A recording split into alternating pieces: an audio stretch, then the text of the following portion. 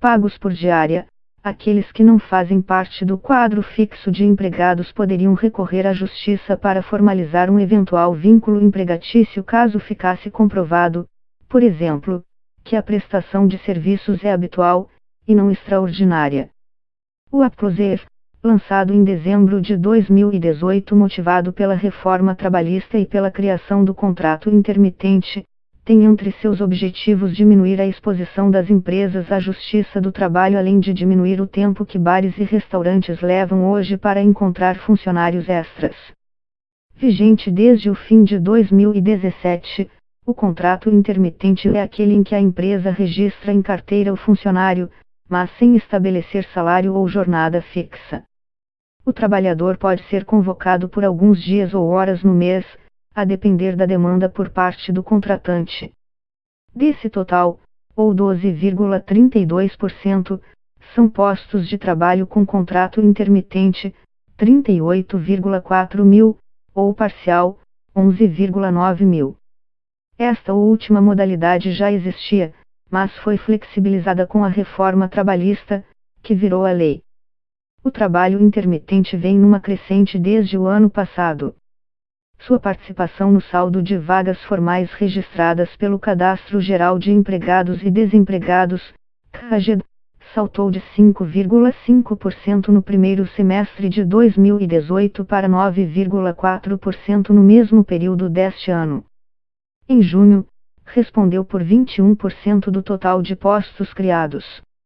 Desde que foi instituída, a modalidade é questionada em uma ação direta de inconstitucionalidade, ADI, no Supremo Tribunal Federal, lembra Otávio Pinto e Silva, sócio coordenador do setor trabalhista da Siqueira Castro e professor na USP.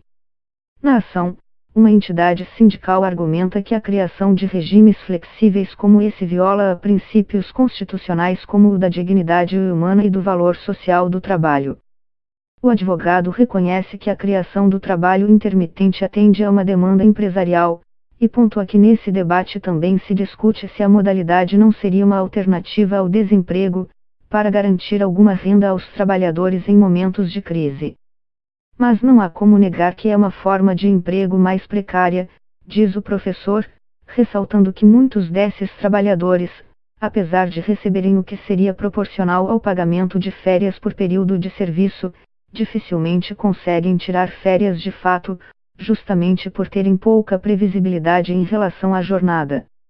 Para entender se esse aumento das contratações em regimes mais flexíveis significa ou não uma tendência de precarização do mercado de trabalho, para o professor do Departamento de Economia da Universidade de Brasília Carlos Alberto Ramos, é preciso saber se o trabalhador optou por esse tipo de contrato ou foi obrigado a aceitar pelas circunstâncias. Desde que fora desligada de uma empresa de telemarketing, a jovem de 23 anos e a mãe, com quem mora no bairro do Jaguaré, em São Paulo, vinham fazendo uma série de ajustes nos gastos para acomodar o orçamento doméstico mais restrito. Josi vinha fazendo bicos aqui e ali, trabalhou sem registro como caixa em um restaurante, por exemplo, mas, quando apareceu a vaga para trabalhar com carteira assinada 7 horas por dia às segundas, terças e quartas em uma varejista, ela não teve dúvida. Com o casamento marcado para novembro, ela e o noivo, que é ajudante de pedreiro, vem comprando devagarinho os móveis e eletrodomésticos da casa nova no bairro de Pirituba, em São Paulo. A mãe, que trabalha como auxiliar de limpeza, deu o fogão, e a sogra, a máquina de lavar. Para Sabrina asterisco, nome preservado a pedido da entrevistada, a passagem de intermitente para o contrato CLT por prazo indeterminado em uma empresa terceirizada de limpeza em São Paulo foi mais demorada.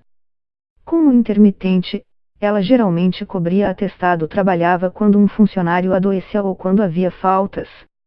A terceirizada entrava em contato com ela por WhatsApp, informava o tipo de serviço, a duração da diária e passava o endereço da empresa contratante. A jornada de 4 horas pagava R$60 mais o transporte e a de 8, R$80, transporte e alimentação. Como o trabalho não tinha regularidade, ela não tinha ideia de quanto ganharia no mês. Pai e mãe para o filho, Ela diz que rezava para cobrir férias, que lhe rendiam mais por serem períodos mais longos de trabalho. Quando isso não acontecia, sustentava a casa com o que recebe do Bolsa Família.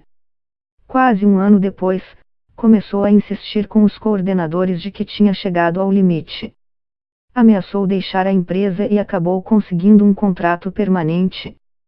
Já havia feito um pouco de tudo, trabalhado como babá, auxiliar em serviços gerais, em loja de roupas. O último emprego com carteira assinada foi em um supermercado, onde passou 8 anos. Mas, após 3 meses buscando uma vaga depois de se mudar da Mineira Itaipé para São Paulo no início de 2019, ela preferiu aproveitar a oportunidade.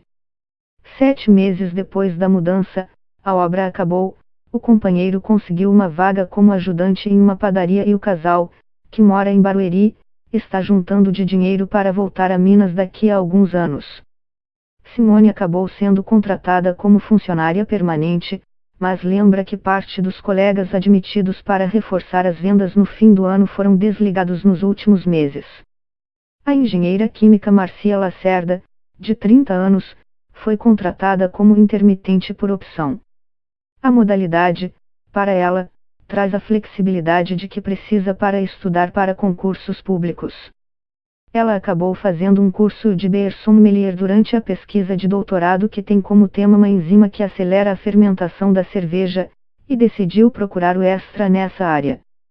Como o número de concursos para docente na sua área diminuiu e a concorrência cresceu nos últimos anos, Marcia poupou parte da bolsa da pesquisa de mestrado e doutorado e tem 2 anos garantidos. Mas viu no trabalho intermitente uma possibilidade de garantir renda extra. Ela saiu do pub em que trabalhava desde abril por causa da distância de casa, mas segue de olho nas vagas postadas no grupo de uma confraria de mulheres cervejeiras que acabou conhecendo graças ao trabalho. O economista Carlos Alberto Ramos explica que as modalidades de contrato mais flexíveis foram adotadas em países do sul da Europa como a Espanha para tentar lidar com o desemprego entre os jovens, que alcançou níveis recordes após a crise de 2008. O trabalho de meio período ou em alguns dias na semana poderia ser uma alternativa para que eles ganhassem experiência para que, em um segundo momento, conseguissem uma vaga em tempo integral. Nesses países ainda há uma grande discussão sobre esse assunto, que divide opiniões. De um lado, argumenta-se que é preferível um trabalho mais precário ao desemprego. De outro, há os exemplos de países como Alemanha e Áustria, que conseguem ter um nível de desemprego baixo entre os jovens sem necessariamente recorrer a modalidades mais precárias de emprego. Lá, as escolas são duais, misturam teoria e prática, e a transição entre a escola e mercado de trabalho é mais suave, diz o especialista em mercado de trabalho. No caso do Brasil, entretanto, a maior parte dos contratados intermitentes tem mais de 30 anos. Aliás, nas faixas etárias acima de 30 anos só houve saldo positivo de emprego com carteira no primeiro semestre de 2019 e em regime de contrato intermitente.